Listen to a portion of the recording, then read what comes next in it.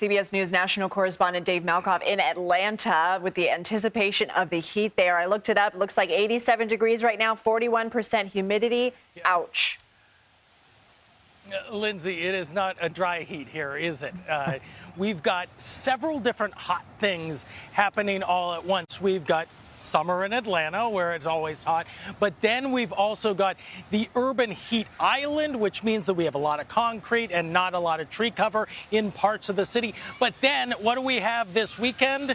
We've got the heat dome, which is an area of high pressure that just sits on top of an area, and it keeps the heat on the inside and it stops rain from coming in. This is the same kind of heat dome, Lindsay, that was on the West Coast, and now it's kind of moved over on top of us, just locking that heat in for a lot of people. He's got a prop. What a dream. Just an incredible illustration. I mean, we keep talking about the heat dome, and that's like the perfect visual for it. There it is. What can you tell us about? It's not made of plastic in real life. Okay, fair. What can you tell us, though, about where it's going to move next?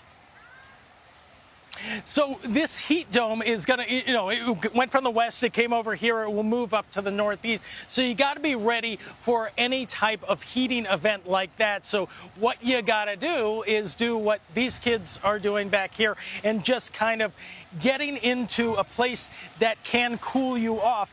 In fact, this weekend's heat in the south is 3 to 4 times more likely to be caused by climate change, according to Climate Central's Climate Shift Index. They look at the heat and how it is actually affected by human-caused climate change. And that is where we stand right now, because there are certain things in the atmosphere, things like tornadoes and things like that are really hard to connect to climate change. But when you talk about heat itself, it is something that's really easy for climate scientists to say, because of the global warming, we're going to have more events like this that cause droughts in Mexico and droughts in the West and these types of events here in the South.